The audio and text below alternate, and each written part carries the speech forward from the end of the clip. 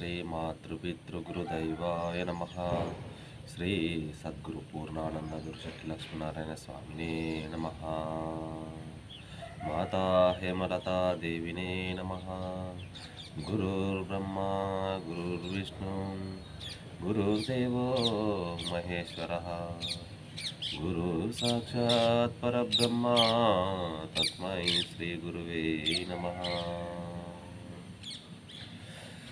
ఇప్పుడు మనము చదివేది శ్రీ బృహద్వాసిష్టము అను శివరామ దీక్షితీయంలో నుంచి మీకు చదివి వినిపిస్తాను. అలాగే ప్రతి ఒక్కరూ విని ఆలకిస్తారని ఆశిస్తున్నాను.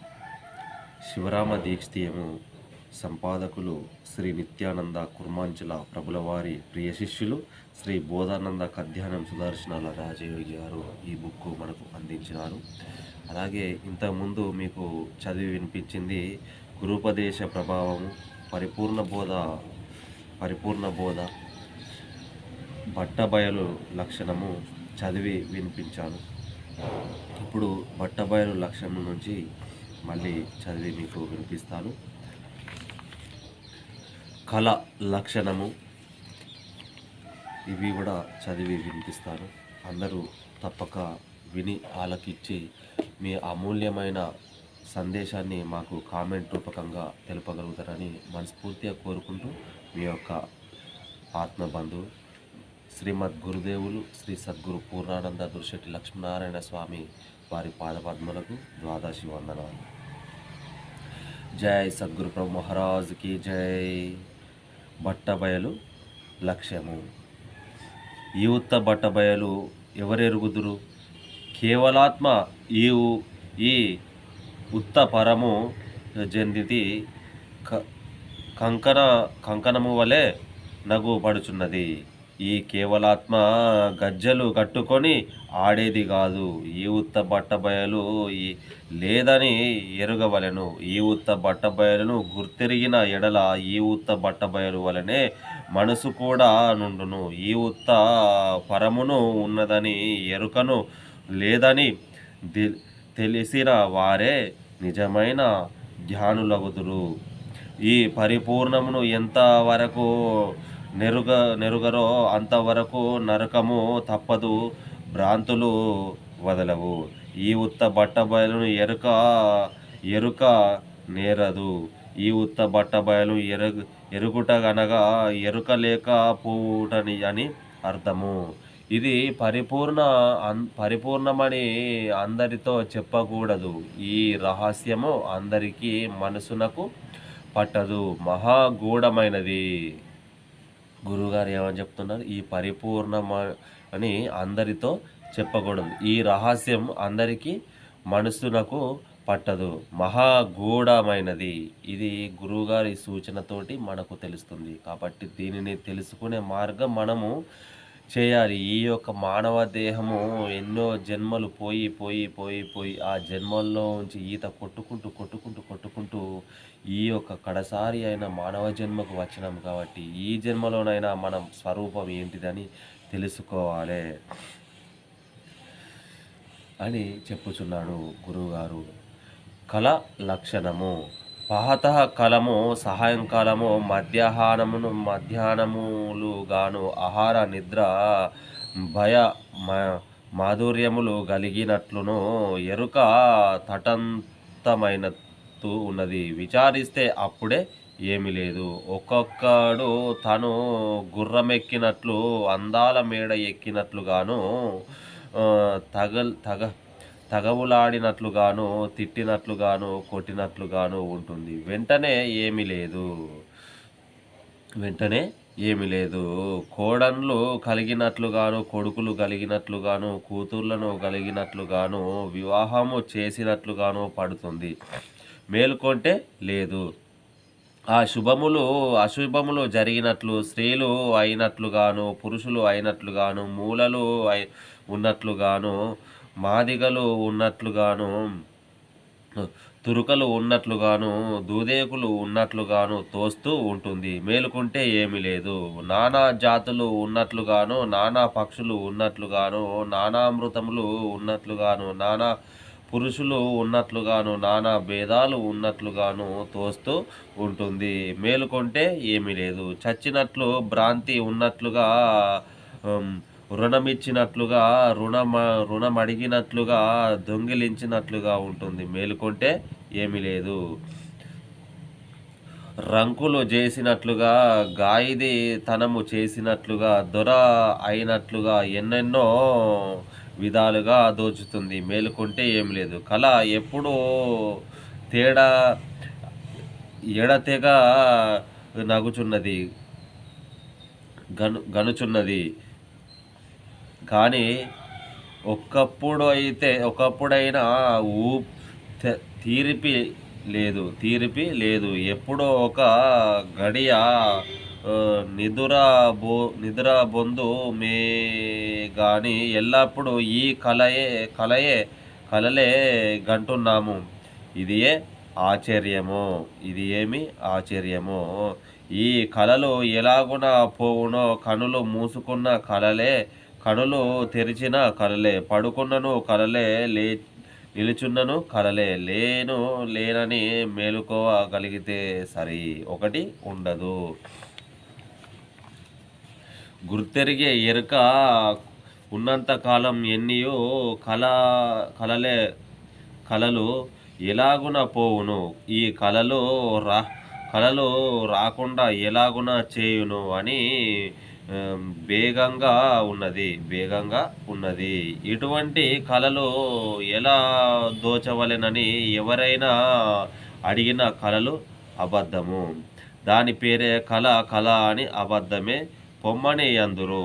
వారు అలాగున యనీను ఆ కలలు పోనే పోవు. ఆ కలలను నరుకుదామని చూస్తాను గాని నాకేమీ స్వాధీనము కాదు. నా కలలు ఇతరులకు గోచారము గావు. ఇది ఎందువలనో దీనికే ఉపాయమో దీని ఎలాగున సాధింతును. దీని ఫలమేమోగో దీనికి నాశనమెలాగో చెప్పండి. చూడబడు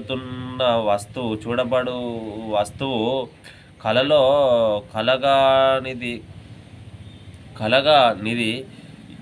ఏది గలదు? కలగానిది వంటికి ఉన్నదా?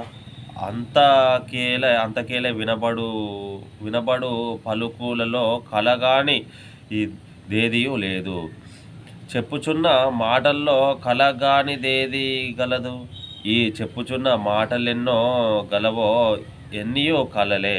చదువులలో ఏమైనా కలగాని దొకటి గలదా అంటే అన్ని కలలే.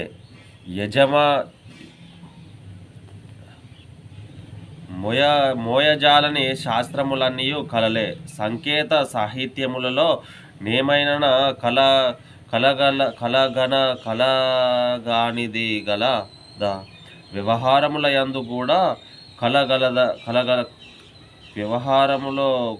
యందు కూడా కలగానిదొకటి గలదా?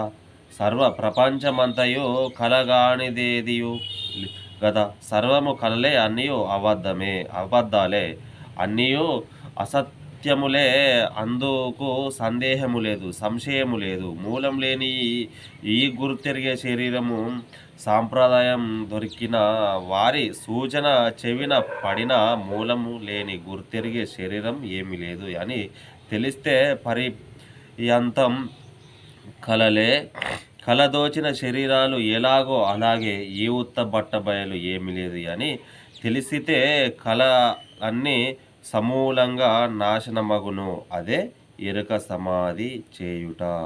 ఇది అచల గురు శ్రీ శివరామ దీక్షితుల ప్రభావి వేదాంత విచారణೆ పూర్వభోగే సమాధి నిరసన సమాప్త ప్రకారం సమాప్తము. మళ్ళీ వర్ణ నిరసన ప్రకారంలో స్వప్న దృష్టాంతము చదివి మీకు వినిపిస్తాను. నేను చదివినది మీకు ఏదైనా తప్పు ఒప్పులు ఉంటే క్షమించగలరని మనస్ఫూర్తిగా కోరుకుంటూ, మీకు తెలిసినది కామెంట్ రూపకంగా తెలియపరచుతారని మనస్ఫూర్తిగా కోరుకుంటూ, మీ యొక్క ఆత్మబంధు శ్రీమద్ గురుదేవులు శ్రీ సద్గురు పూర్ణానంద గురుశెట్టి లక్ష్మీనారాయణ స్వామి మాతా హేమలత దేవి గారిచే ఉపదేశం పొందినాను. వారి పాదపద్మలకు శతకోటి వందనములు.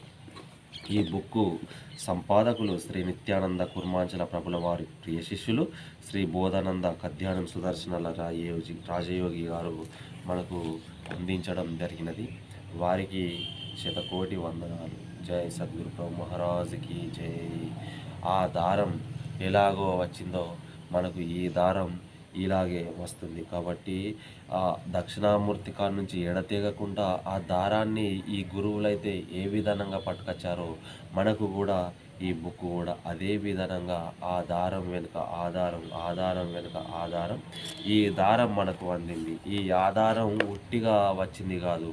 83,99,099 జన్మలు ఎత్తిన తర్వాత ఈ కడసారి మానవ జన్మ ఎత్తితే తప్ప ఈ యొక్క మనకు ఈ గురుపదేశం పొందినము. కాబట్టి మనము చాలా చక్కగా ఈ యొక్క గురుపదేశం పొందిన తర్వాత మనకు ఏది లేదు అని తెలుసుకోవాలి. ఎందుకంటే మనము తల్లి గర్భంలోకి రాకముందే పరమాత్ముడు లిఖించి పెట్టినాడు. మనకు ఇక్కడికి వచ్చిన తర్వాత నాకు అది కావాలి, ఇది కావాలి అని కోరుకుంటే ఏది మనకు రాదు. ఎందుకంటే సమయం వేస్ట్ తప్ప దానికి గురించి ఉరుకుతే మన కాళ్ళకు ములులే కూర్చును కానీ మనకు అది దొరకదు. కాబట్టి ఏదైతే మనకు దొరకవలసి ఉన్నదో ఆ గురువు గారు డైరెక్ట్ మన కళ్ళ ముందే వేసి ఉంచుతాడు. కాబట్టి దేని గురించైనా ముందుకు ఉరకరాదు.